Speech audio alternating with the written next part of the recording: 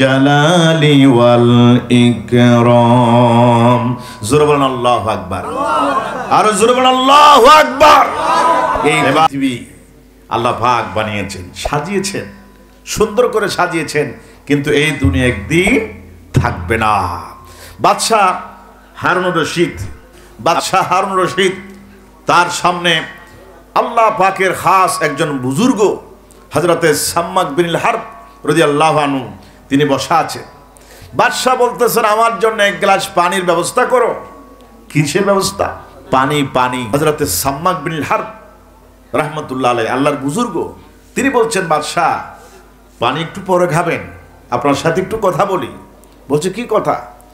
বাদশাহ, আপনি মনে করুন এমন একটা জায়গার মধ্যে আপনি বেড়াতে গেলেন, এমন একটা জায়গার মধ্যে আপনি সফর করলেন যে জায়গার মধ্যে কোনো পানি নাই, মরুভূমি, ধু মরুভূমি, বৃক্ষ তরুলতা নাই, নদী নাই, পাহাড় নাই, এরকম একটা এলাকার মধ্যে আপনি চলে গেলেন যেখানে কোনো পানির সন্ধান মিলছে না। হঠাৎ করে একজন মানুষ যদি এক গ্লাস পানি আনে, এই পানি যদি বিক্রি করে, আপনি কত টাকা দিয়ে ওই এক গ্লাস পানি ক্রয় করবেন? বাদশাহ আলোচনার শুরুতে আল্লাহ পাকের করুণাময় মেহেরবান মহান রব্বুল ইজ্জত ওয়াল জালালের দরবারে কোটি কোটি বার শুকরিয়া আদায় করি। সবাই বলি আলহামদুলিল্লাহ। আর একটু জোরে বলি আলহামদুলিল্লাহ। যিনি কুল কায়নাতের একচ্ছত্র মালিক, জোরে বলেন সুবহানাল্লাহ। সারা দুনিয়ার যত সৃষ্টি আছে 18,000 মখলুকাত, সমস্ত সৃষ্টির একমাত্র মালিক তিনি কে? আর একটু জোরে বলেন কে? এই ব্যাপারে কোনো সন্দেহ আছে? আরো জোরে বলেন, কোনো সন্দেহ আছে? কোনো সন্দেহ নাই। তিনি একচ্ছত্র মালিক। আসমান তিনি বানিয়েছেন, জমিনও তিনি সৃষ্টি করেছেন। যে জমিনের মধ্যে আমরা বসে আছি, দেখেন আল্লাহ পাক কি সুন্দর করে পৃথিবীকে সাজিয়েছেন। সুবহানাল্লাহ। মাটির প্রয়োজন মাটি দিয়েছেন, সমুদ্রের প্রয়োজন সমুদ্র দিয়েছেন, মানুষের একেবারে কাছে নদীর প্রয়োজন, পানির প্রয়োজন, বঙ্গোপসাগরে তিনি পানি দিয়েছেন। আবার এই বঙ্গোপসাগরের পানি আপনারা কোনো কাজে আসবে না বলে কেউ যদি প্রশ্ন করে যে বঙ্গোপসাগরের পানি দিয়ে আমরা কি করব, চাষবাস করার জন্য অনেক দূরে, এই জন্য আল্লাহ পাক খাল দিয়েছেন, নদী দিয়েছেন, নালা দিয়েছেন, আপনার বাড়ির, আপনার এলাকার একেবারে কাছে করে দিয়েছেন। জোরে বলেন সুবহানাল্লাহ। এরপরও যদি প্রশ্ন করা হয় যে আমরা তো পানির নাগাল পাচ্ছি না, দূরে পানি, আল্লাহ রাব্বুল আলামিন আকাশ থেকে ফোঁটা ফোঁটা বৃষ্টি নাজিল করে আপনাদের বাড়ি পর্যন্ত, ঘরের ছাদ পর্যন্ত, উঠান পর্যন্ত পানি পৌঁছিয়ে দিয়েছেন। জোরে বলবেন না সুবহানাল্লাহ। আল্লাহ পাক বলেন, সব নিয়ামত, সব রহমত আমি আল্লাহ পাক আমার বান্দাদের জন্য করে দিয়েছি। এবং পৃথিবীর কোনো সৃষ্টি আল্লাহর অর্ডারের বাইরে যেতে পারে না। যত সৃষ্টি আল্লাহ পাক সৃষ্টি করেছেন, আল্লাহর অর্ডারের বাইরে কোনো সৃষ্টি যেতে পারে না। সেটা হোক না গাছ, সেটা হোক না চাঁদ, সূর্য, নদী, নালা, এই যে জোয়ার ভাটা, জোয়ার হয়, বাটা হয়, এটা আল্লাহ পাকের অর্ডারে হয়। পৃথিবীর কোনো বিজ্ঞানী, আমেরিকার রাষ্ট্রপতি, রাশিয়ার বিজ্ঞানীরা যদি কোটিবার চেষ্টা করো, জোয়ার ভাটার কোনোদিন ব্যতিক্রম করতে পারবে না। দিন এবং রাতের ব্যতিক্রম করতে পারবে না।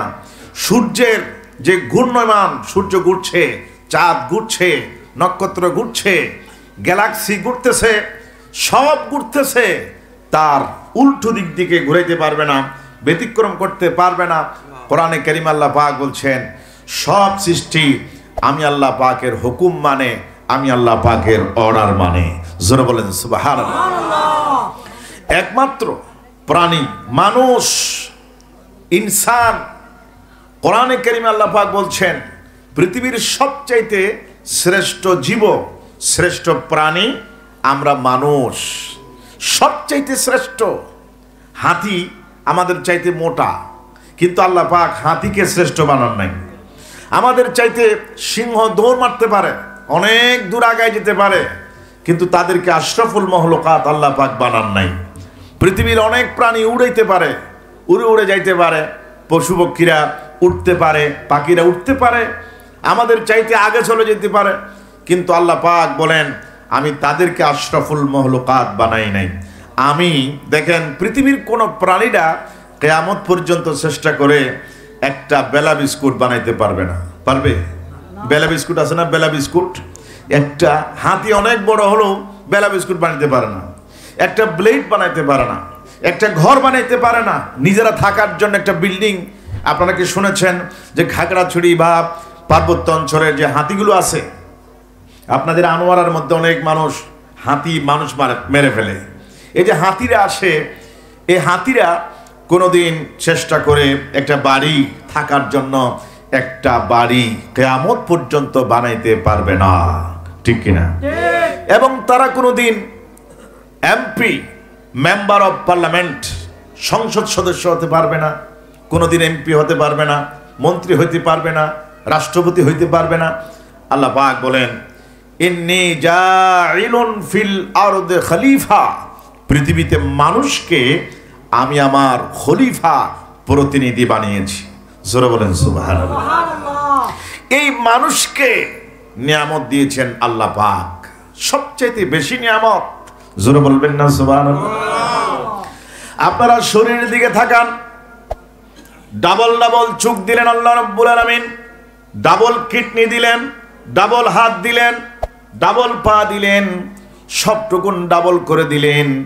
অ্যাক্সিডেন্ট করে যদি একটা চোখ নষ্ট হয়ে যায়, মেহেরবান করুণাময় রহমান রহিম আল্লাহ রাব্বুল আলামিন বান্দাদের জন্য বিকল্প আর একটা চোখ রাখছেন। ওই চোখ দিয়ে যাতে বান্দারা কোরআন শরীফ দেখে মা বাবার চেহারা দেখতে পারে, এই দুনিয়ায় চলাফেরা করতে পারে। জোরে বলেন সুবহানাল্লাহ। এই চোখের দিকে যদি একটু আপনারা চিন্তা করেন, দেখেন আল্লাহ পাক কি সুন্দর করে মানুষ বানাইছে। চোখের কোঠর একটু ভিতরে, একখানা করে ভিতরে মিকেন ন, এ দেখেন এই যে চাপ দিলে চোখের মধ্যে আপনার স্পর্শ লাগতেছে না। মোবাইলের মধ্যে একটা এই যে ক্যামেরা আছে, এই ক্যামেরা একটা প্যাকেট আছে, এই প্যাকেটটা না দিলে কভার, তাহলে ক্যামেরার মধ্যে স্পর্শ লাগবে, দাগ লাগবে, এটা নষ্ট হয়ে যাবে। এই জন্য একটা প্যাকেট দেওয়া হয়েছে। এই প্যাকেট আপনি মোবাইল যদি রাখেন তাহলে ক্যামেরার মধ্যে কোনো আঘাত লাগবে না, ঠিক কিনা? জোরে বলেন ঠিক কিনা? এই প্যাকেটটা দেওয়া হয়েছে কি জন্য? ক্যামেরার, মোবাইলের সংরক্ষণের জন্য। আল্লাহ রাব্বুল আলামিন কুদরতের মালিক, তিনি মানুষ সৃষ্টি করেছেন। মানুষ জাতি কোন রকমের ব্যথা না পায়। হঠাৎ করে যদি একটা ফুটবল বা কোন একটা ইটের কণা যদি এসে যায়, মানুষের চোখে যাতে আঘাত না লাগে, এই জন্য রহমান রহিম কুদরতের মালিক আল্লাহ রাব্বুল আলামিন চোখকে একটু ভিতরের মধ্যে দিলেন। জোরে বলেন সুবহানাল্লাহ। আল্লাহ রাব্বুল আলামিন এই বিরাট নিয়ামত কোরআন শরীফে রব্বুল আলামিন বলেন আলাম নাজআল লাহু আইনাইনি ওয়া লিসানাও ওয়া শাফাতাইন। হে মানুষ, তোমাকে কি আমি দুটা চোখ দিই নাই? কে বলতেছে? আল্লাহ রাব্বুল আলামিন বলেন বান্দারে, কেন তুমি আমারে ভুলে গেছো? কেন নামাজ পড়ো না? কেন আমার নবীর উপর দরুদ শরীফ পড়ো না? তোমাকে আমি বানিয়েছি, তোমাকে রহমত দিয়েছি, নিয়ামত দিয়েছি, তুমি কেমনে আমার ভুলে গেছো? আমি তোমাকে দুটা চোখ দিয়েছি আর দুটা ঠোঁট দিয়েছি। এই ঠোঁট যদি না দিতেন তাহলে মানুষকে সুন্দর লাগতো না। আল্লাহ পাক বলেন দুটা সুন্দর সুন্দর ঠোঁট দিয়েছি, সুন্দর সুন্দর মানুষের জন্য সিসি ক্যামেরা দিয়েছি, সিসি ক্যামেরা দিয়েছি। এই চোখ দিয়ে মানুষ সব দেখতে পারে। ভাইরা আমার, এইভাবে চিন্তা করলে পরে আপনার বাড়ির উপরে মাঝখানে নারকেল গাছ আছে, ডাব গাছ আছে, বিভিন্ন রকমের ফলের গাছ আছে। ওই যে বিরাট 30-20 হাত উপরের নারকেল ডাব, সেই ডাবের ভিতরে যে মিষ্টি পানি আছে, পৃথিবীর কোনো বিজ্ঞানী, পৃথিবীর কোনো মানুষ সেখানে কোনো মিঠা বা চিনি দেন নাই, কোনো লবণ দেন নাই। আল্লাহ পাক তিনি বলেন ওই 18,000 মখলুকাত যিনি আল্লাহ পাক বানিয়েছেন, সে মানুষের জন্য আমি আল্লাহ পাক ডাবের মাঝে মিষ্টি পানি দিয়েছি, আমি আল্লাহ পাকের মেহেরবানি করেছি। জোরে বলেন সুবহানাল্লাহ। ডাবের মাঝে মিষ্টি পানি, মহান আল্লাহ পাকের মেহেরবানি। জোরে বলেন সুবহানাল্লাহ। আর একটু আস্তে করে বলেন সুবহানাল্লাহ। আল্লাহ পাক বলেন পৃথিবীর মানুষের জন্য আমি সব দিয়েছি। সূর্যটা দিয়েছি কি জন্য? দিনে আলো দেওয়ার জন্য। আর চাঁদ দিয়েছি রাতে বান্দারা চলাফেরা করার জন্য। আর গাছ বানিয়েছি কেন? মানুষের জন্য, অক্সিজেন দেওয়ার জন্য। ফ্রিতে কোনো টাকা পয়সা আমি আল্লাহ পাক নেই নাই, কোনো বিল নেই নাই, ফ্রিতে আল্লাহ পাক। বিজ্ঞানীরা বলেন একজন মানুষ প্রত্যেক দিন 18 লক্ষ 17 লক্ষ টাকার অক্সিজেন গ্রহণ করে। আল্লাহ পাক বলেন একটি টাকাও আমি মানুষ থেকে গ্রহণ করি নাই, 1 টাকাও আমি নেই নাই। ফ্রি অক্সিজেন দিয়েছেন, কার্বন ডাইঅক্সাইড ছাড়ার ব্যবস্থা করেছেন, আপনার কাঁঠাল দিয়েছেন, লিচু দিয়েছেন। এখন শীত চলে যাচ্ছে, গরম আসতেছে, সেই গরমের জন্য মানুষেরা যাতে আরাম বোধ করতে পারে, মানুষ খাইয়ে মজা পাইতে পারে, এই জন্য আল্লাহ পাক তরমুজের ব্যবস্থা করে দিয়েছেন। জোরে বলবেন না সুবহানাল্লাহ। তরমুজ কে দিয়েছেন? আর জোরে বলেন কার? সব সৃষ্টি, সব ফল ফ্রুট দিয়েছেন আল্লাহ পাক। এবং এগুলো শুধু ফল নয়, এগুলো একটা একটা মেডিসিনের কাজ করে। লেবু একটা মেডিসিন, তরমুজ আর একটা মেডিসিন, এক একটা ফল। আজকের সম্মানিত প্রধান অতিথি, তিনি একদিক থেকে আলেম, আর একদিক থেকে তিনি আবার ডাক্তার। তিনি বলতে পারবেন এক এক ফ্রুটসের এক এক রকমের গুণাবলী মহান আল্লাহ রব্বুল আলামিন দান করেছেন। জোরে বলেন সুবহানাল্লাহ। সবগুলো মেডিসিন, ওষুধ দিয়েছেন আল্লাহ পাক। জোরে বলেন সুবহানাল্লাহ। কিন্তু আমরাই সর্বনাশ করতেছি। আমরা কি করতেছি? সেখানে আপনারা ফরমালিন দিচ্ছেন, ফরমালিন, টমেটোর মধ্যে ফরমালিন, তারপরে কাঁঠালের ভিতরে ফরমালিন, তরমুজের ভিতরে ফরমালিন। ফরমালিন ছাড়া কোনো ফল এখন কি বাজারে পাওয়া যায়? না। ফরমালিন মানে হচ্ছে বিষ। মানুষেরা এই তো, এগুলো তো সব সুর ডাকাত, এগুলো ব্যবসায়ী নয়। মানুষকে এই যে ফরমালিন দিয়ে আমরা জীবন সর্বনাশ করতেছি। ভাইরা আমার, আল্লাহ পাক বলেন মেহেরবান করুণাময় আল্লাহ পাক, এই দুনিয়ার সব কিছু আমি মানুষের জন্য সৃষ্টি করেছি। আর মহান আল্লাহ পাক বলেন দুনিয়া হচ্ছে অস্থায়ী একটা পৃথিবী। এই দুনিয়া কি স্থায়ী নাকি অস্থায়ী? আর একটু জোরে বলেন অস্থায়ী না অস্থায়ী? সব কিছু অস্থায়ী। আল্লাহ রাব্বুল আলামিন বলেন একদিন এই পৃথিবী থাকবে না, একদিন এই চট্টগ্রাম থাকবে না, একদিন বাংলাদেশ থাকবে না, একদিন আমেরিকা থাকবে না। আসমান জমিন চাঁদ সূর্য নক্ষত্র পৃথিবীর যত সৃষ্টি আমি রব্বুল আলামিন পয়দা করেছি, একদিন এই দুনিয়া আসমান জমিন চাঁদ সূর্য কিছুই থাকবে না। আল্লাহ রাব্বুল আলামিন বলেন কুল্লু মান আলাইহা ফান জালালি ওয়াল ইকরাম। জোরে বলেন আল্লাহু আকবার। আর জোরে বলেন আল্লাহু আকবার। এবার বলেন ইয়া রাসূলুল্লাহ। এই পৃথিবী আল্লাহ পাক বানিয়েছেন, সাজিয়েছেন, সুন্দর করে সাজিয়েছেন, কিন্তু এই দুনিয়া একদিন থাকবে না। বাদশাহ হারুনুর রশিদ আমাকে যে বিষয়টা দেওয়া হয়েছে সেই বিষয়ের দিকে আমি আগাচ্ছি, সংক্ষেপ আলোচনা। বাদশাহ হারুনুর রশিদ, তার সামনে আল্লাহ পাকের খাস একজন বুজুর্গ হযরতে সাম্মাক বিন হারব রাদিয়াল্লাহু আনহু, তিনি বসা আছেন। বাদশাহ বলতেছেন আমার জন্য এক গ্লাস পানির ব্যবস্থা করো। কিসের ব্যবস্থা? পানি। পানি তৃষ্ণা লাগলে আমরা কি খাই? পানি। জোরে বলেন কি খায়? খাই না, পান করি, ঠিক কিনা? জোরে বলেন ঠিক কিনা? এই পানি কার নিয়ামত? আর জোরে বলেন কার? মেহেরবান আল্লাহ পাক, তার নিয়ামত। এক গ্লাস পানি আনো। তার সামনে এক গ্লাস খাদেম এক গ্লাস পানি আনলো। হযরতে সাম্মাক বিন হারব রাহমাতুল্লাহ আলাইহি, আল্লাহর বুজুর্গ, তিনি বলছেন বাদশাহ পানি একটু পরে খাবেন, আপনার সাথে একটু কথা বলি। বলছে কি কথা? বাদশা আপনি মনে করুন এমন একটা জায়গার মধ্যে আপনি বেড়াতে গেলেন, এমন একটা জায়গার মধ্যে আপনি সফর করলেন যে জায়গার মধ্যে কোনো পানি নাই, মরুভূমি, ধু মরুভূমি, বৃক্ষ তরুলতা নাই, নদী নাই, পাহাড় নাই, এরকম একটা এলাকার মধ্যে আপনি চলে গেলেন যেখানে কোনো পানির সন্ধান মিলছে না। হঠাৎ করে একজন মানুষ যদি এক গ্লাস পানি আনে, এই পানি যদি বিক্রি করে, আপনি কত টাকা দিয়ে ওই এক গ্লাস পানি ক্রয় করবেন? বাদশা বলতেছেন, আমাকে আল্লাহ পাক যে সম্পদ দিয়েছেন, বিরাট সম্পদ, যে রাজত্ব আল্লাহ পাক দান করেছেন, সেই রাজত্ব থেকে 3 ভাগের 1 ভাগ দিয়ে দেব। আমি 3 ভাগের 1 ভাগ দিয়ে দেব। আমার যে রাজত্ব, বিরাট রাজত্ব, সে রাজত্ব থেকে 1 গ্লাস পানি কিনে খাওয়ার জন্য আমি 3 ভাগের 1 ভাগ দিয়ে দেব। সুবহানাল্লাহ বলেন। কয় গ্লাস পানি? আর জোরে বলেন, কয় গ্লাস? 1 গ্লাস পানি খাওয়ার জন্য 3 ভাগের 1 ভাগ রাজত্ব দিয়ে দিবেন।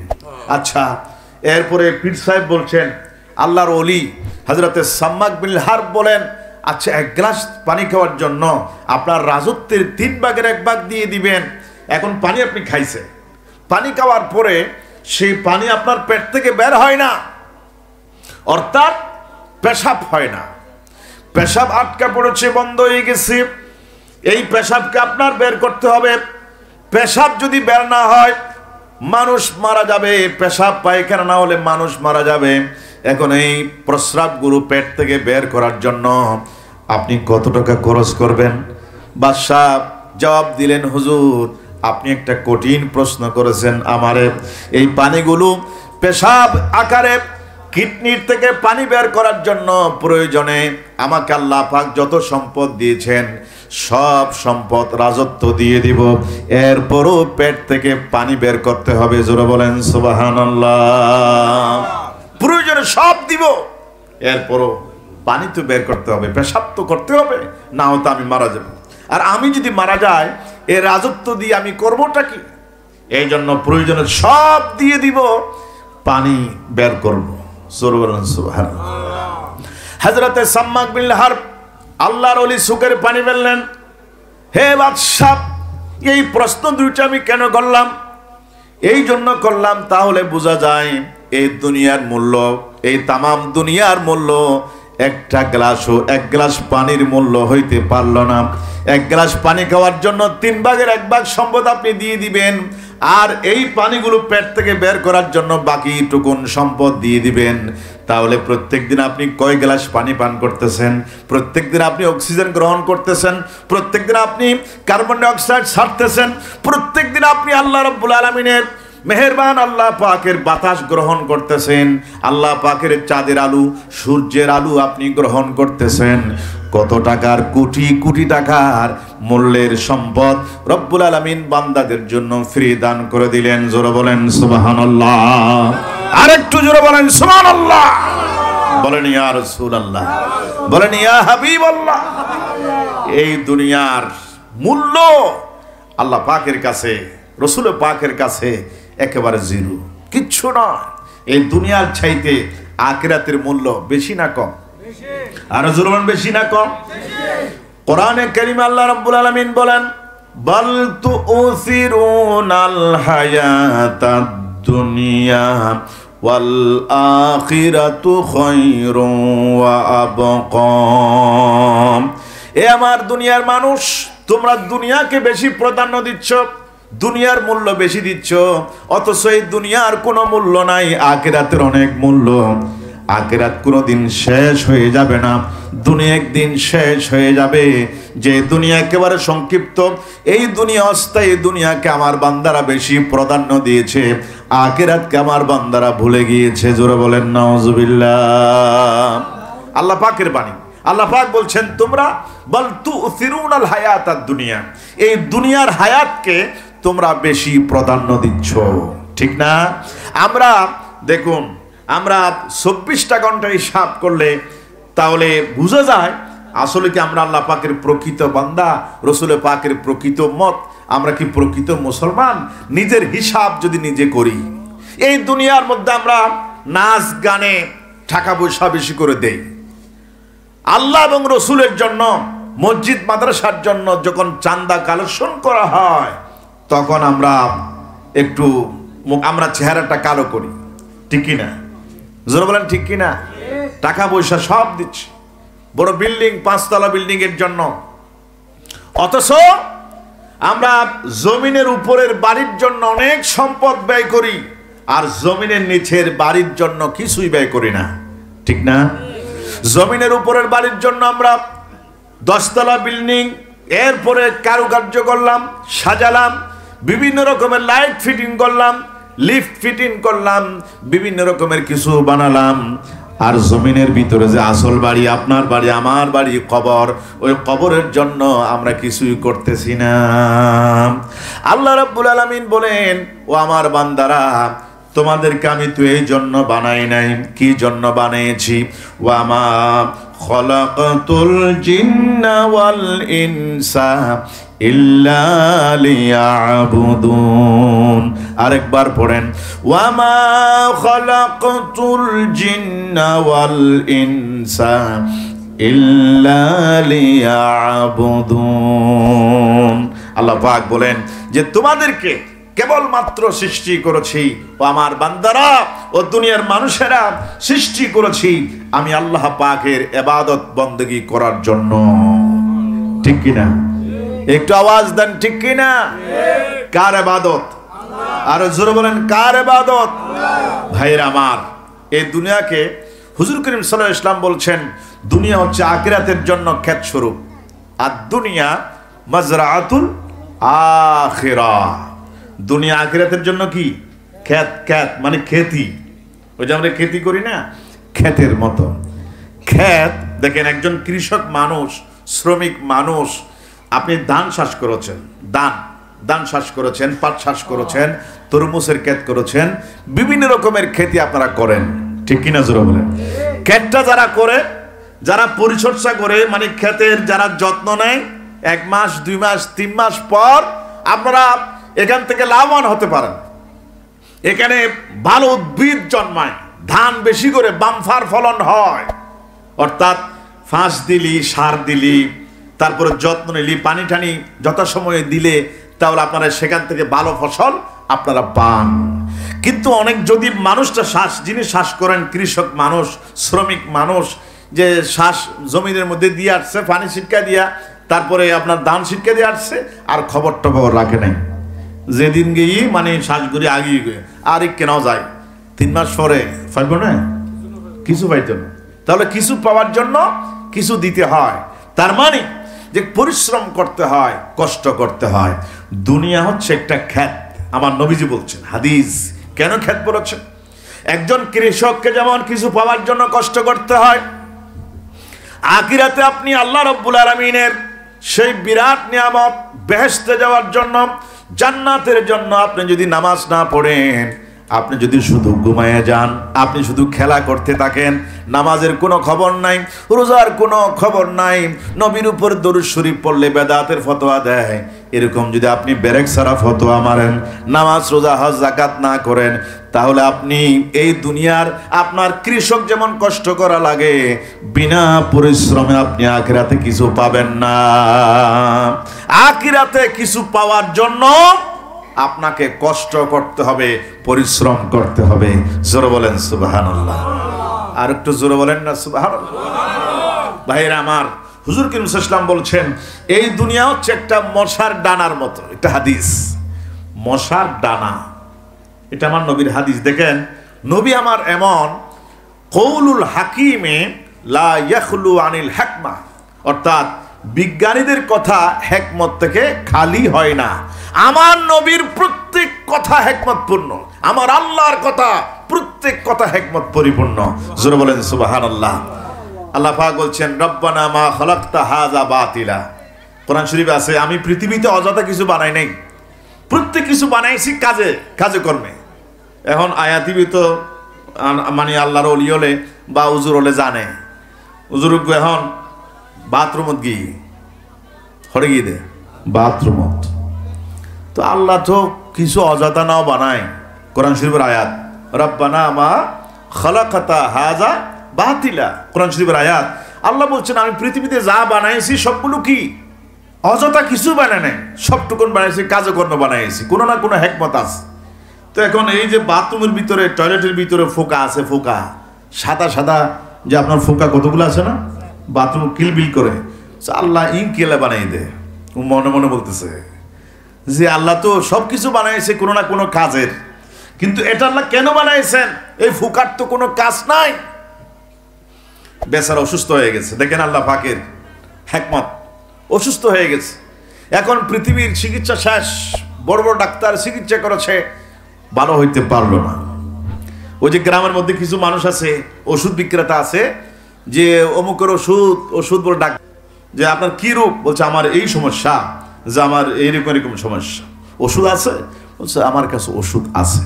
ওষুধটা কি? বলছে সেটা বলা যাবে না, আপনি খাবেন ডেলি 2টা করে, তারপরে সুস্থ হয়ে যাবেন। জোরে বলেন সুবহানাল্লাহ। এখন এই হেকিম করলো কি জানেন?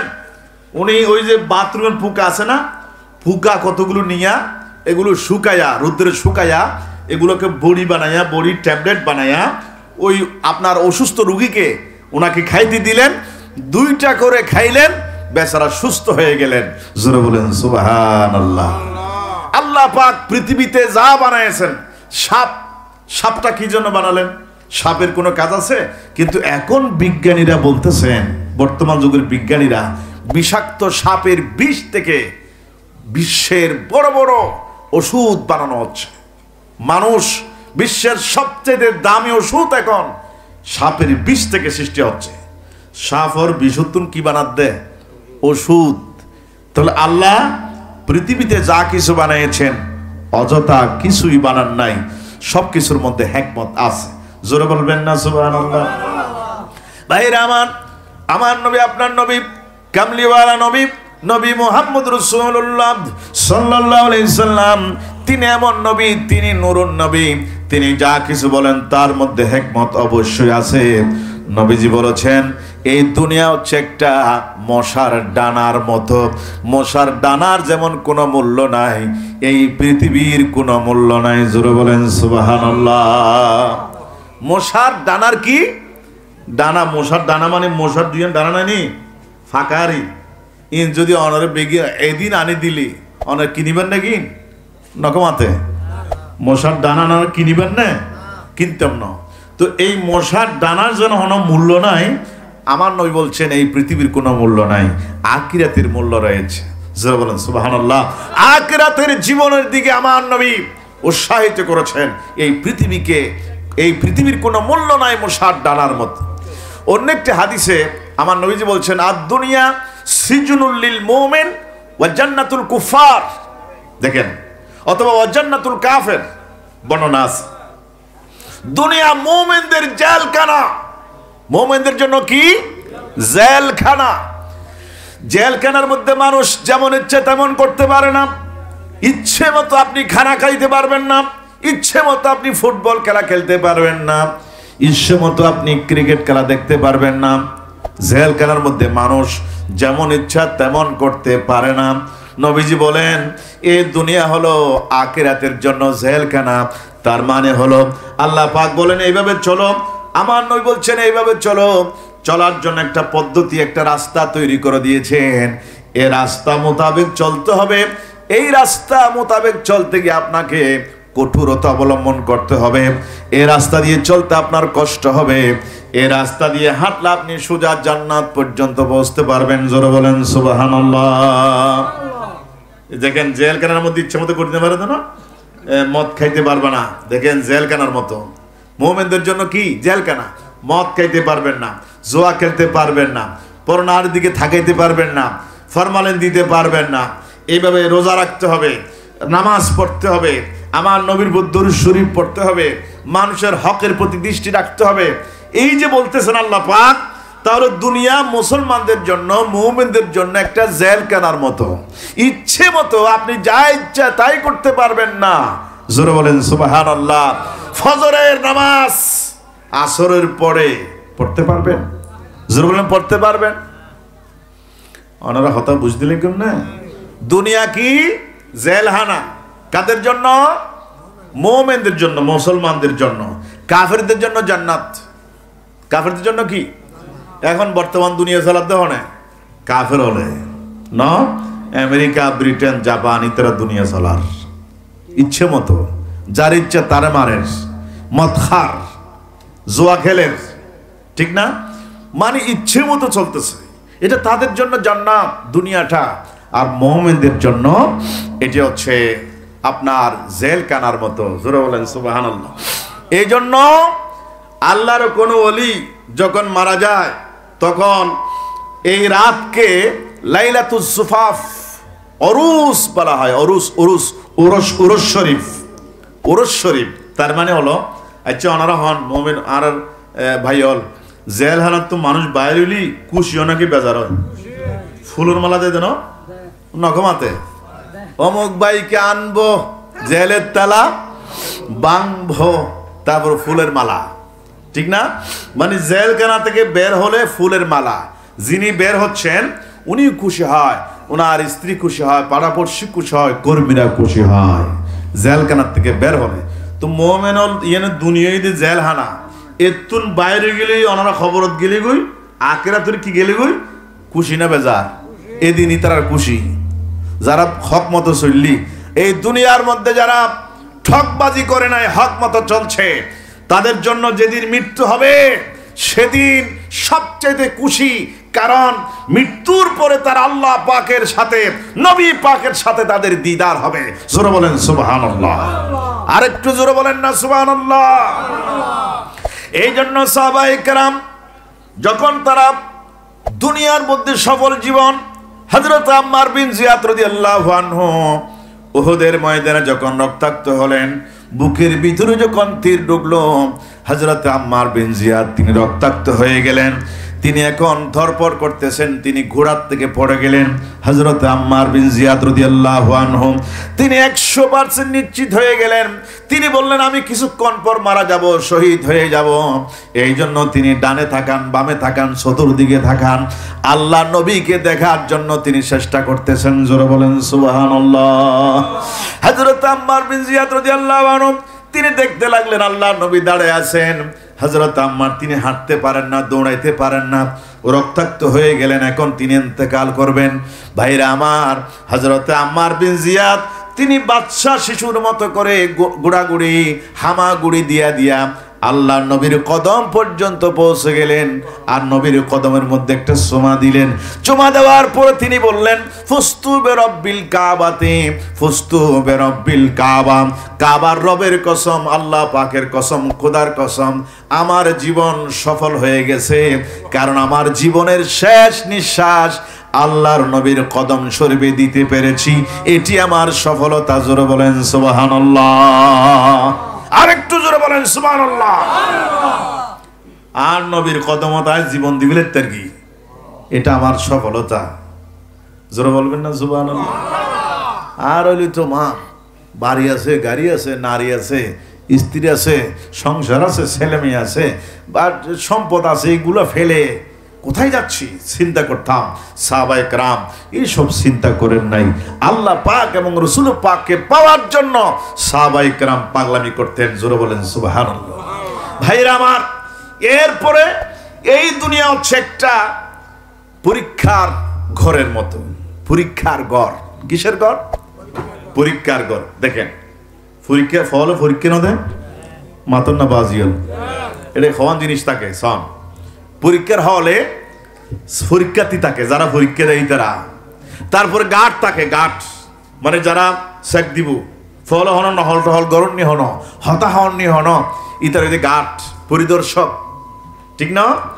এরপর একখান হল থাকে, মর রুম, রুম একখানক, দুই আনক, পাঁচ খানক হল থাকে, পরীক্ষার্থী থাকে, পরীক্ষক থাকে।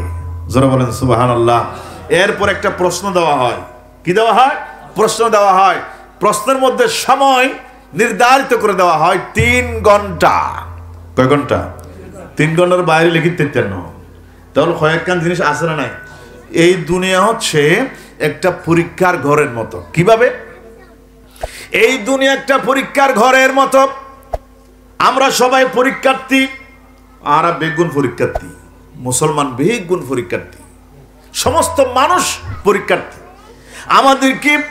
আমাদেরকে সৎ দিক নির্দেশনা দেওয়ার জন্য আল্লাহ রাব্বুল আলামিন অসংখ্য নবী রাসূল প্রেরণ করেছেন।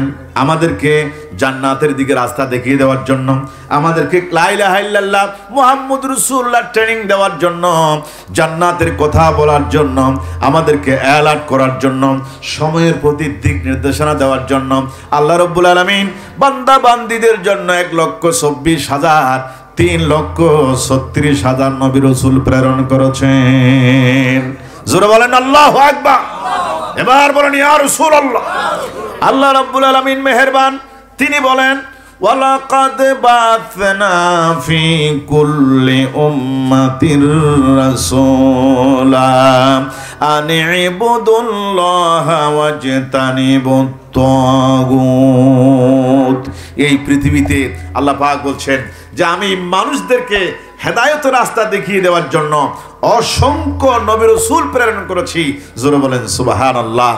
প্রত্যেক নবীরা দাওয়াত দিয়েছেন লা ইলাহা, একটু পড়েন লা ইলাহা ইল্লাল্লাহ। জোরে বলেন লা ইলাহা ইল্লাল্লাহ, লা ইলাহা, লা ইলাহা ইল্লাল্লাহু মুহাম্মাদুর রাসূলুল্লাহ। জোরে বলেন সাল্লাল্লাহু। আরা বেগুম পরীক্ষার্থী, আচ্ছা ওনারা হন পরীক্ষার অলট ঢুকি ফুয়াগু যদি একবার ইচ্ছে চায় একবার ফিসিট এর ক্লিক কি বোর্ড মাঝি ইনসার, এবার আকাশের কি তারাগণের তারা হু আছে আকাশত ইঙ্গনের হরে যাই রে নকমাতে পরীক্ষার হল যায় তারাগণত আকাশত তারা হু তারা আছে, এমনি ব্ল্যাকবোর্ড ক্লিক কি অন্দি ফিস দি ক্লিক কি শুধু ইঙ্গনাত আছে। লাস্টে দেখা দিতে আর 5 মিনিট আর 4 মিনিট শেষ, ঠিক নে নকমাতে আইছিতে ফাঁস করিব না যদি শুধু তারা গণ্যে পরীক্ষার ঢুকিয়ে রে ছাত্রবি কি তারা গণ্যে দে আবার যে আয়গু পরীক্ষাতে দেখিলেন দে উজুর এখন আই পাল্লা দিলি বাজান।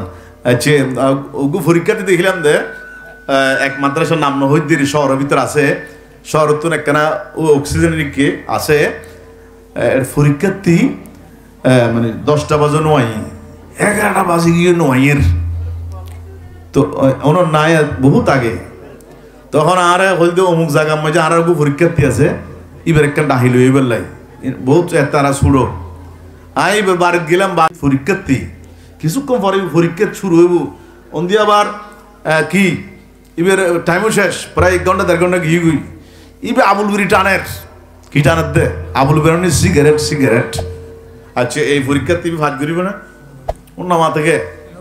তো আমরাও যদি ভাইরা আমার মুরব্বীরা আমরাও যদি আল্লাহ পাক আমাদেরকে একটা সময় দিয়েছেন পরীক্ষার সময় 3 ঘন্টা, আর আমাদের সময় 100 বছর 80 বছর বা তার চাইতে কম তার চাইতে বেশি, কাউকে আল্লাহ রাব্বুল আলামিন সময় বেশি দিয়েছেন, কাউকে আল্লাহ রাব্বুল আলামিন সময় কম দিয়েছেন। আমরা সবাই পরীক্ষার্থী, 60 বছর 70 বছর সময় দেওয়া হয়েছে। আল্লাহ পাক যখন হায়াতের রশি টান দিবেন রব্বুল আলামিন বলেন কুল্লু মান আলাইহা ফান ওয়া ইয়াবকা ওয়াজহু রাব্বিকা যুল জালালি ওয়াল ইকরাম। জোরে বলেন না সুবহানাল্লাহ, আর জোরে বলেন না সুবহানাল্লাহ। 1 সেকেন্ড আগেও নয় 1 সেকেন্ড পরেও নয়, কোরআনে কারীমে রব্বুল আলামিন বলেন কাইফা তাকফুরুনা বিল্লাহি ওয়া কুনতুম আমওয়াতান ফাআহইয়াকুম সুম্মা ইউমীতুকুম সুম্মা ইউহয়ীকুম সুম্মা ইলাইহি তুরজাউন। হে মানুষ, আল্লাহ পাক বলছেন কিভাবে তোমরা আমি আল্লাহ পাককে স্বীকার করতেছো? তোমরা তো মৃত্যু ছিলে, এক সময় পৃথিবীতে তোমরা ছিলে না।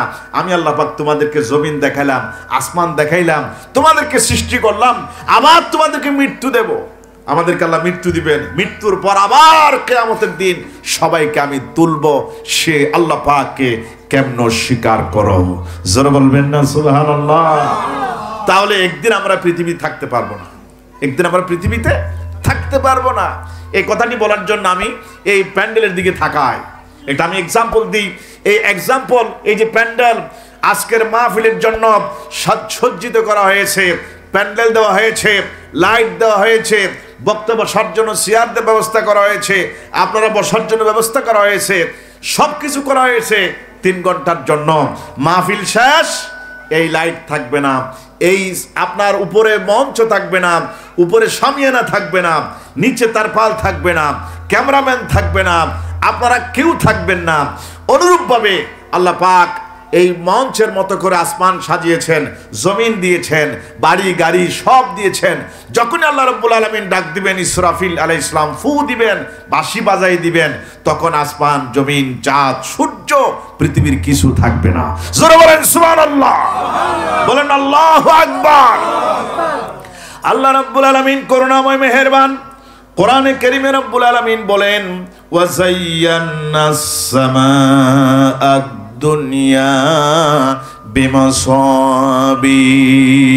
আমি রব্বুল আলামিন ওই আসমানের মধ্যে বাতি দিলাম, একটা দুইটা নয়, কোটি কোটি কোটি কোটি লাইট দিয়ে আমি সাজিয়েছি। আমি আল্লাহ পাক আকাশকে সাজিয়েছি, লাইট দিয়েছি। জোরে বলেন সুবহানাল্লাহ।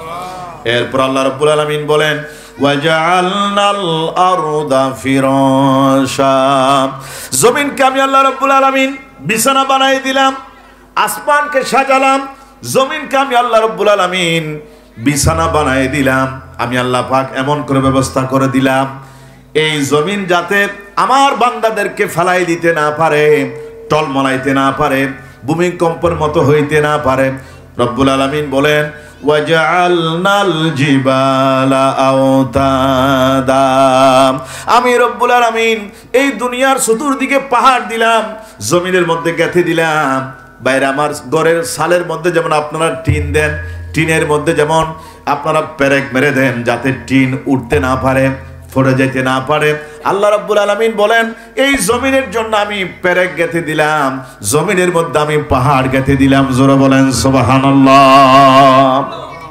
পাহাড় কেলা দিয়ে দেয় ও জমিনিয়ান ইকে ফুর নডুলি বেল্লাই দুলনার মতো নডুলি বেল্লাই আল্লাহ পেরেক দিয়ে দেয়। এবং বিজ্ঞানীরা বলছেন, বিজ্ঞানের হদ্দ বাজি হল যে 100 ভাগের 90 ভাগ পাহাড়ের ভিতরে, আর 10 ভাগ উপরে। ওই যে আমরা ফেরেক মারলি ফেরেবের ওই টুবজিয়ান আছে, মাথায় উপরে থাকে, আর বাকি হরে ভিতরে ফেরেক ফেরেক। এই পাহাড় হচ্ছে পেরেকের মতো, 90 ভাগ ভিতরে আর 10 ভাগ উপরে। আমরা যেটা দেখতে পাই মাত্র 10 ভাগ উপরে, 90 ভাগ ভিতরে, যাতে এই জমিন নড়তে না পারে, যাতে আমাদেরকে ফালাই দিতে না পারে, আমরা যাতে আল্লাহ পাককে সিজদা করতে পারি, আমরা যাতে নামাজ পড়তে পারি, আমরা যাতে এই মিলাদ মাহফিল আমার নবীর জন্য সাজাইতে পারি, আমরা যাতে আরাম করতে পারি, ঘুমাইতে পারি। মেহেরবান করুণাময় আল্লাহ পাক তিনি সুন্দর ব্যবস্থা করে দিয়েছেন। জোরে বলেন না সুবহানাল্লাহ, আরো জোরে বলেন না সুবহানাল্লাহ। এরপর আল্লাহ রাব্বুল আলামিন বলেন, আল্লাযী খালাকা সাবআ সামাওয়াতিন তিবাকা মা তারা ফি খালকির রাহমানি মিন তাফাউতিন ফারজি'ল বাসারা হাল তারা মিন ফুতুর। আল্লাহ পাক বলছেন, আমি বেগাইর আমাদিন কোন কুটি ছাড়া 7 আসমান বানিয়েছি, এবং তোমরা আকাশের দিকে যদি তাকালে সে আকাশের মধ্যে কোনো ছিদ্র দেখতে পারবে না, কোনো কলঙ্ক দেখতে পারবে না। জোরে বলেন সুবহানাল্লাহ। এই যে আমাদের শামিয়ানার মধ্যে কলঙ্ক আছে, দাগ আছে, সুবহানাল্লাহ বলবেন না? আল্লাহ পাক বলছেন, আমার শামিয়ানা আসমানের মধ্যে কোনো দাগ নাই, কোনো কলঙ্ক নাই। নাস্তিক যারা অনেক মানুষ আছে তা আল্লাহর না মানে, নাউজুবিল্লাহ না হয়, বলছে আল্লাহ নাই, নাউজুবিল্লাহ হন, আল্লাহকে মানে না। আল্লাহ পাক বলছেন, আমার আকাশ দেখো, আমার আকাশের দিকে থাকাও, ফারজিল বাসার, তোমার দৃষ্টি আকাশের দিকে থাকাও। আকাশের দিকে যদি তুমি থাকাও, তোমার দৃষ্টি বলবে এই বিরাট আসমান কেউ সৃষ্টি করতে পারে না, পৃথিবীর মানুষেরা বানাইতে পারে না, জমিন বানাইতে পারে না, রক্ত বানাইতে পারে না, মানুষের সুখ বানাইতে পারে না। আল্লাহ পাক বলছেন, সব কিছু আমি আল্লাহ রব্বুল আলামিন সৃষ্টি করেছি। আমার সৃষ্টির ভিতরে কোনো কলঙ্ক নাই, কোনো দাগ নাই। জোরে বলেন সুবহানাল্লাহ। এরপরে সব সাজানোর পরে আল্লাহ পাক বলছেন, আমি ইসরাফিল আলাইহিস সালামের হাতে একটা বাঁশি দিয়েছি, সিংহা দিয়েছি ইসরাফিল আলাইহিস সালামকে। সুবহানাল্লাহ বলবেন না? ইসরাফিল আলাইহিস সালামকে আমি রেফারি বানালাম। খেলা যখন শেষ হয়ে যায়, রেফারির হাতে একটা বাঁশি থাকে। ওই বাঁশির মধ্যে যখন ফু দেওয়া হয়, আর্জেন্টিনা ব্রাজিলের খেলা শেষ হয়ে যায়। আর বাঁশি দেওয়ার পরে আর কোনো খেলা যাবে না।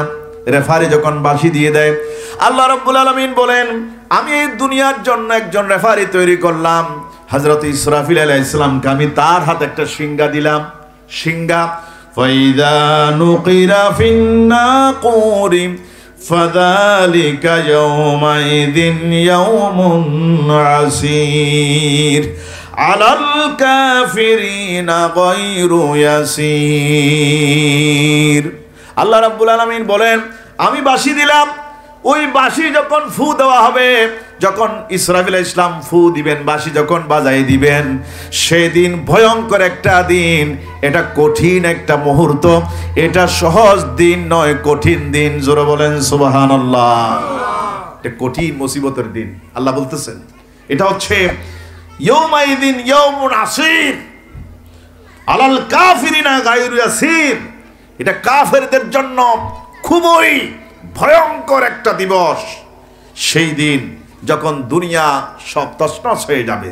জোরে বলেন সুবহানাল্লাহ। আরো জোরে হন না। ভূমিকম্প দে, বড় বড় ভূমিকম্প, এতে মানুষ দুই দিন বাজিও মসজিদ দিনে ভূমিকম্প এদের মসজিদের ইমাম সাহেব সব মালিককে দূর মগরিবের নামাজ 2 হাত শেষ, আর 1 হাত বাকি আছে। মানে তখন আমি চট্টগ্রামের একটা জায়গার মধ্যে ছিলাম। মগরিবের নামাজ শুরু গিয়ে চতুর্দিকে ভূমিকম্প শুরু। ইমাম সাহেব সহ মুসল্লিয়ল সাসা পঞ্জান বাসা এন মার্গিতে দৌড়। ভূমিকম্প, ইন্না লিল্লাহ। মওতের ডর বেগুন তো আছে না? আজি একখান দেখিলাম দে ওর ওই লাগি ইউনিভার্সিটি হন জায়গাত মাইফল ফালমার দে, ওই মহিলা হোস্টেলত শুধু ফালমার এন্দি মরিদের কি হুদ্দুর 5 তলা তুমি 6 তলা তুমি ফাল মারতে মার ফাল আগুন তুমি বাঁচি পেলাই। কিন্তু 6 তলার থেকে 5 তলা থেকে ফাল দিলে মানুষ এনে মরে যাবে। তো মৃত্যুর ভয় সবার কাছে আছে ভাইরা আমার। সামান্য ভূমিকম্প যখন হয় তখন মৃত্যুর ভয়ে মানুষ পালায়। আর আল্লাহ পাক বলছেন, যখন আমি ইসরাফিল আলাইহিস সালামকে হুকুম দেব, অর্ডার দেব, যখন বাঁশি বাজায় দেওয়া হবে, তখন আসমান জমিন কিচ্ছু থাকবে না, সব তছনছ হয়ে যাবে। জোরে বলেন সুবহানাল্লাহ। আরেকখানা জোরে হন না। আল্লাহ রাব্বুল আলামিন আবার বলেন, ওয়ানুফিকা ফিস সূরি ফাইদা হুম মিনাল আজদাথি ইলা রাব্বিহিম ইয়ানসিলুন। আল্লাহ রাব্বুল আলামিন বলেন, আমি যখন ইসরাফিল আলাইহিস সালামকে হুকুম দেব, হযরত ইসরাফিল আলাইহিস সালাম যখন তিনি বাঁশি বাজায় দিবেন, তখন এক বাঁশিতে সারা দুনিয়া সব ধ্বংস হয়ে যাবে। 40 বছর পর আরেকটা বাঁশি বাজানো হবে। তখন আল্লাহ রাব্বুল আলামিন এমন বাঁশি বাজানোর জন্য অর্ডার দেওয়া হবে। হযরত ইসরাফিল আলাইহিস সালাম দ্বিতীয়বার যখন বাঁশি বাজায় দিবেন, তখন তাম পৃথিবীর সমস্ত সৃষ্টি আবার কবর থেকে উঠবে। প্রথম বাঁশিতে সবাই মারা গেছে, সব বেহুশ হয়ে গেছে। 40 বছর পর আরোগ্য বাঁশি যখন বাজায় দিব, তখন কাফের লোক হইবে, হারে এই 40 বছর পর্যন্ত বলে কাফের হনা আজাব নদী পাল্লাই বাঁশিজ্ঞ মারি গে তো নকমাতে বাঁশি বাজা দিয়ে রে বেগু মরি গিয়ে বেগিন শেষ। এখন আরো 40 বছর পর আরোগ্য দিব বাঁশি, এতে বেগুন উড়ি যাবে, কি উড়িবে তো করিম হইতে না যে ওই আর মার ফেরত তো আসি দি নামাজ দে। এতে কি লঙ্গি আসিল নি, ফ্যান আসিল নি, শার্ট আসিল নি, কিচ্ছু নো আসিল। আমার ভাইয়ের আমার, যখন ইসরাফিল আলাইহিস সালাম বাঁশি বাজাবে দ্বিতীয়বার, তখন খবর উত্তর আর দলে দলে উড়ি যাইব। কাফের লোক হইবে দে হুক আর আবার হরণ তুললি এতুন কলু কাফেররা বলবে, ওয়াইলানা মান বাআসানা মিন মারকাদিনা, তারা তো বহুত শান্তিতে ছিলাম, ঘুম গেলাম কিছুক্ষণ, নোয়ানি নোয়ানিস আসলে নাই। এটা প্র্যাকটিক্যাল, আমি দেখি দেরি মুখ দিব আজ। হ্যাঁ, কিন্তু আমাদের প্রধান অতিথি মনফারত মানে আল্লাহ পাক, আবার হুজুর আব্বাজান খুব বড় বুজুর্গ ছিলেন, ওলিয়ে কামেল ছিলেন। জোরে বলেন সুবহানাল্লাহ, আর জোরে বলেন সুবহানাল্লাহ। এই জন্য ভাইয়ের আমার, আমরা আজকের মাহফিলে খুশি না বেজার? খুশি। আর একটা না বাজিও ডর লাগে, খুশি না বেজার? আরো জোরে হন, খুশি না বেজার? কারা হারা বেজার হাত তুলুন। একজনও বেজার নাই। হুজুর যাতে এখন আবু সুফিয়ান আর কাদের টান দিব আইজিব গুনা, ঠিক না? সুফিয়ান হুজুরের হুবহু কণ্ঠ, আবার নূর ইসা হুজুর কণ্ঠ দিতে আজীব হাস কারবার। জোরে হন না সুবহানাল্লাহ। সর্বশেষ আমি ইন্তেহা কনক্লুশন হচ্ছে এই যে ভাইরা আমার, তাহলে মানুষ যখন বিদেশ যায়, কোথায় যায়? বিদেশ বা ঢাকা, সিলেট সফরে যায়, সংক্ষিপ্ত সফরে, তখন একটা লাগেজ থাকে। লাগেজ কি না থাকে? এত অযোধ গেলে, উমরাত গেলে 15 দিনের লাই এতটুকু লাগেজ, মানে ব্যাগেরই ব্যাগ। এর ভিতরে কি থাকে দেয়? বেগুন বিরিয়ানি, ঠিক কি না? বেগুন বিরিয়ানি ঠিক। এখানে থাকে কিছু কাপড় চোপড়, আর কি থাকে? ওষুধপত্র, প্রাইমারি নাফা জাতীয় বা এই জাতীয় কিছু ওষুধপত্র থাকে। তারপরে নেল কাটার থাকে, অর্থাৎ প্রাইমারির মানুষ যা প্রয়োজন এগুলো নেয় 15 দিনের জন্য, 10 দিনের জন্য, 3 দিনের জন্য, সংক্ষিপ্ত সফরের জন্য। কিন্তু আমাদের সকলের জন্য এমন একটা সফর প্রত্যেককে করা লাগবে। এটার এমন সফর, এই সফর আপনার শুরু করা যায়, শেষ করা যায় না। আমাদের আসল বাড়ির দিকে আমাদেরকে যাইতে হবে, কবরের দিকে আমাদেরকে সফর করতে হবে। এই কবরের জন্য আমাদের কোনো লাগেজ এর ব্যবস্থা আমরা করছি না। লাগেজ মানে নামাজ, রোজা, হজ, যাকাত, মিলাদুন নবী, জিকির, আজকার, তাসবিহ, তাহলিল, এগুলা বেশি বেশি করে পড়া লাগবে। জোরে বলেন সুবহানাল্লাহ। লাগেজ তৈরি করুন। মৃত্যু অবশ্যম্ভাবী, 100%। আমরা প্রত্যেক মুহূর্ত কবরের দিকে যাচ্ছি। হায়াত বরফের মতো গলে যাচ্ছে। বরফের মতো কি? এটা গলতেছে হায়াতটা। এই যে আমি কথা বলতেছি, এই কথাটাও চলে যাচ্ছে, অতীত হয়ে যাচ্ছে। আমরা মৃত্যুর দিকে সামনে অগ্রসর হচ্ছি। এই জন্য মৃত্যুর প্রস্তুতি নিতে হবে, ঠিক কিনা? জোরে বলেন ঠিক কিনা? এমন কোন প্রাণী নাই যে প্রাণীকে মরা লাগবে না। প্রত্যেক প্রাণীকে মরতে হবে। সেটা হোক না ডাক্তার, সেটা হোক না বড় বড় অ্যাডভোকেট, ইঞ্জিনিয়ার, র্যাবের মহাপরিচালক, পুলিশ, আর্মি, বিডিআর, রাষ্ট্রপতি, প্রধানমন্ত্রী, মন্ত্রী, আমাদের ডক্টর ইউনূস, প্রতিটা মানুষকে, হুজুর বলেন, বিজ্ঞানী বলেন, মুয়াজ্জিন বলেন, রিকশাওয়ালা বলেন, কোটিপতি বলেন, সবাইকে একদিন মৃত্যুর দিকে অগ্রসর হতে হবে, ঠিক কিনা? আল্লাহ রাব্বুল আলামিন বলেন, ফাইদা জাআ আজলুহুম লা ইস্তাখিরুনা সাআতাও ওয়া লা ইস্তাকদিমুন। মানুষের মৃত্যু যখন ফুরিয়ে যাবে, মৃত্যু যখন মানুষের চলে আসবে, সে 1 সেকেন্ড আগেও নয়, 1 সেকেন্ড পরেও নয়, যথা সময়ে তাকে মৃত্যুবরণ করা লাগবে। জোরে বলেন সুবহানাল্লাহ। আসমান জমিন যেমন থাকবে না, ফেরেশতা, 4 জন ফেরেশতা, সাদাতুল মালায়েকা, এটা আমার শেষ কথা, জিবরাইল, মিকাইল, ইসরাফিল, আজরাইল আলাইহিমুস সালাম, তাদেরও মৃত্যু হবে। জোরে বলেন সুবহানাল্লাহ। এমনকি যিনি পৃথিবীর সমস্ত মানুষের সমস্ত জান যিনি কবজা করেছেন, মালাকুল মউত হযরতে আজরাইল আলাইহিস সালামকেও একদিন মৃত্যুবরণ করতে হবে। জোরে বলেন সুবহানাল্লাহ। আর একটু জোরে বলেন না সুবহানাল্লাহ। আল্লাহ পাক বলেন যে মুতিয়া মালাকাল মউত, হে মৃত্যুর ফেরেশতা, তুমিও মরে যাও। জোরে বলেন সুবহানাল্লাহ। এই জন্য ভাইয়েরা আমার শেষ কথা হলো, মৃত্যু যখন অবশ্যই হবে, সেই মৃত্যুর জন্য প্রস্তুতি গ্রহণ করা লাগবে। হযরত ইয়াকুব আলাইহিস সালাম, নামটা মুখস্থ রাখবেন, ইয়াকুব আলাইহিস সালাম, তার সাথে হযরতে মালাকুল মাউতের মাঝে মধ্যে কনভারসেশন হতো, কথাবার্তা হতো। বোঝা যায় নবীরা আমাদের মতো সাধারণ কোনো মানুষ নয়। আমরা মালাকুল মাউতের সাথে কোনোদিন কথা বলতে পারি নাই, কিন্তু আল্লাহর নবীরা মালাকুল মাউতের সাথে, হযরত আজরাইল আলাইহিস সালামের সাথে, ফেরেশতাদের সাথে কথা বলেন। আর আমার নবী তো সমস্ত নবীদের নবী, শ্রেষ্ঠ নবী, আখের নবী, নবী মুহাম্মদ রাসূলুল্লাহ সাল্লাল্লাহু আলাইহি সাল্লাম, সমস্ত নবীদের মাথার মুকুট। জোরে বলেন সুবহানাল্লাহ। সমস্ত সৃষ্টির জন্য নবী, সমস্ত সৃষ্টির জন্য নবী।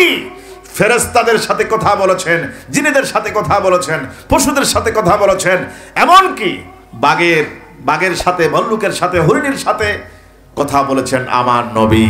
সুতরাং নবীজি কি আমাদের মতো মানুষ? আমাদের মতো মানুষ? খবরদার, এখন এমন একটা সময় চলতেছে, আকীদা রক্ষা করা, ঈমান রক্ষা করা খুব একটা কঠিন মুহূর্ত। ঠিক কিনা? জোরে বলেন ঠিক কিনা? মাজার যারা বাঁধতেছে, মাজার শরীফে যারা হাত দিয়েছে, একদিন আল্লাহর পক্ষ থেকে তাদের হাত জীবন পঙ্গু হয়ে যাবে, হাত ভেঙে তছনছ হয়ে যাবে। ঠিক কিনা? জোরে বলেন। এই আযাবে শাস্তি আল্লাহ পাকের পক্ষ থেকে ফয়সালা হবে। ঠিক কিনা? ভাইরা আমার, ইয়াকুব আলাইহিস সালাম, শেষ করছি এই কথা বলে, মালাকুল মাউতের সাথে কথা বলছে আর বললেন, এ মালাকুল মাউত, আমার যেদিন মৃত্যু হবে তুমি আমার একটা সিগন্যাল দিও যে আমার মৃত্যু অমুক তারিখ আমার মৃত্যু হবে, আমার একটু আগে ভাগে বলে দিও। সুবহানাল্লাহ। আচ্ছা হুজুর, ঠিক আছে, আপনারা সিগন্যাল দিব। এরপরে অনেক দিন পর মালাকুল মউত আসছে। হযরতে ইয়াকুব আলাইহিস সালাম বলছেন, তুমি আমার সাথে কি কিছু কথা বলার জন্য আসছো? কি জন্য? হুজুর, আপনার জান কবজা করার জন্য এসেছি, আপনার হায়াত শেষ। হযরতে ইয়াকুব আলাইহিস সালাম বলেন, হে মালাকুল মউত, তোমার সাথে আমার কম্প্রোমাইজ হয়েছে, চুক্তি হয়েছে, যেদিন আমার হায়াত শেষ হয়ে যাবে তুমি আমার কিছুদিন আগে সিগন্যাল দেওয়ার কথা ছিল, ইঙ্গিত দেওয়ার কথা ছিল, তুমি আমার কোনো ইঙ্গিত দাও নাই, এখন এসো জান কবজা করার জন্য। ফেরেশতারা কি ওয়াদা ভঙ্গ করো নাকি? এটা তো ওয়াদা ভঙ্গ। হযরতে মালাকুল মাউত বলেন, হুজুর, আপনাকে সিগন্যাল শুধু একটা নয়, পরপর দুইটা সিগন্যাল দেওয়া হয়েছে, আপনি বুঝতে পারেন নাই। এক নম্বর সিগন্যাল হলো, আপনার মাথার দিকে তাকান, আপনার চুলগুলো ছিল কালো, নিকশ কালো, এখন চুলগুলো পেকে গেছে, এটা আল্লাহ পাকের পক্ষ থেকে মৃত্যুর একটা সিগন্যাল, এটা একটা সিগন্যাল। দুই নম্বর, আপনার কোমরের দিকে তাকান, যৌবনকালে আপনার কোমল ছিল, সুঠাম, একেবারে শক্ত ছিল, সোজা ছিল, যখন আপনি আয়ুষ্কাল আপনার ফুরিয়ে গেছে, বৃদ্ধা হয়ে গেছেন, আপনার কোমরটা একটু দুর্বল হয়ে গেছে, আপনার কোমর এখন কেজু হয়ে গেছে, বাঁকা হয়ে গেছে, এটা দুই নম্বর সিগন্যাল। সুতরাং ফাইদা জাআ আজলুহুম লা ইস্তাখিরুনা সাআতাও ওয়া লা ইস্তাকদিমুন। এক সেকেন্ড পরও বিরতি নেওয়ার কোনো সুযোগ নাই, এক্ষুনি আপনাকে আল্লাহ পাকের দরবারে চলে যেতে হবে। জোরে বলেন সুবহানাল্লাহ। নবীদের মৃত্যু কিন্তু আমাদের মতো নয়, মৃত্যু হবে কিন্তু আমার আপনার মতো মৃত্যু নয়। ঠিক কিনা? আল্লাহ পাক আমাদের সবাইকে বুঝার তৌফিক নসিব করুন, এবং বিশেষ করে হযরত উশকাইন, হযরত কালুসাম রাহমাতুল্লাহ আলাইহির স্মৃতি সংসদকে আল্লাহ পাক কবুল করুন। আর কেন জোরে হন না? এবং এই মাহফিল কিয়ামত পর্যন্ত চালু থাকুক, আমরা সেই দোয়াই করছি। আল্লাহ পাক আমাদের সকলের হায়াত দরাজ করুন, এবং মাহফিল এই পর্যন্ত যারা আশেপাশের অনেক মানুষ, মুসলমান এলাকা নাকি, এ মুসলমান এলাকা না, তো আশেপাশে যারা মানুষ আছেন, আপনারা প্যান্ডেলে কোনো কিন্তু ফিল আপ হয়নি, আপনারা আসতে পারবেন। এখানে কোরআন হাদিসের বাইরে কিছু বলা হবে না, ঠিক না? এই জন্য আপনারা আসতে পারবেন। আপনারা কবরের জন্য প্রস্তুতি নেন, এটা একটা কবরের প্রস্তুতি। যতক্ষণ পর্যন্ত শ্বাস প্রশ্বাস হয়েছে ততক্ষণ ইবাদত হয়েছে। এটা বুখারী শরীফের হাদিস। যত কিতাব নিয়ে আসে আলহামদুলিল্লাহ, যে বুখারী শরীফের হাদিসের মধ্যে যে মানুষ যখন মাহফিলে আসে তখন আল্লাহ প্রশ্ন করে, এখানে কি হয়েছে? বলছে এখানে আপনার জিকির করতেছে। ফেরেশতারা বলে, আপনার এই মানুষেরা জিকির করতেছে, আমারে দেখেছে নাকি? বলছে দেখে নাই। দেখলে কি হতো? বলছে আরো বেশি করে জিকির করতো। আর যদি আল্লাহরা দেখতাম, আল্লাহ ফেরেশতা তুমি বুঝল লইব দেখিলে আরো বেশি করে জিকির না করতে আল্লাহ তারা আর জান্নাত দেখে না এই মানুষও না না দেখে ফেরেশতারা তুমি বুঝল লইব আচ্ছা দেখিলে কি হইতো হতো আরো বেশি করে জিকির করতো আর নামাজ পড়তো এরপর বলছে জাহান্নাম দেখেছে আমার আর জাহান্নাম দেখিনি আল্লাহ ফেরেশতারা তুমি বুঝল লইব ওদের তারা বহবি ঠান্ডা মাঝে এটা কি ওদের জান্নাত না দেখে জাহান্নাম না দেখে আচ্ছা আমাকে দেখে নাই জান্নাত দেখে নাই জাহান্নাম দেখে নাই এরপরও এরা আমার ইবাদত করতেছে ও আমার ফেরেশতারা সাক্ষী থাকো এ মানুষদের জীবনের সব গুণ আমি আল্লাহ মাফ করে দিয়েছি ফেরেশতারা কেন অভিযোগ করিব রিপোর্ট ওহদা ঠিক আছে বেগু মাফ করে দিওস আর এখন অভিযোগ নাই কিন্তু এটা মানুষ দুয়াই সিধে অনরান বাজি এটা হাদিস কথা মানুষ দুয়াই সিধে হয়তো মাহফিলত নয় উনাই সিধে এটা কি চলে সাহেবের লাই হন্দি প্যান্ডেল সাজাই বাতি হন্দি দিই বা কি দেন না ওদের কেন ট্যানই হুজুর হুজুর সাহেবের লাই বা কেন এনে সাহেবের লাই সিধে উন হন এটা মাহফিলত নয় অহুদা তুই তার মাফ করে দিস না ফেরেশতারা হবে আল্লাহ রাব্বুল আলামিন বলবেন আমার ফেরেশতারা আমার নবীর মাহফিল আর আমার মাহফিল জিকিরের মাহফিল এত গুরুত্বপূর্ণ মাহফিল এই মাহফিলে যারা আসে আর যারা দেখতে আসুক এই মাহফিল খুবই বরকতমণ্ডিত উপস্থিত যারা হাজিরিন যারা তাদের বরকতে অন্যান্য মানুষদের জীবনের সব গুনাহ আমি আল্লাহ পাক মাফ করে দিয়ে থাকি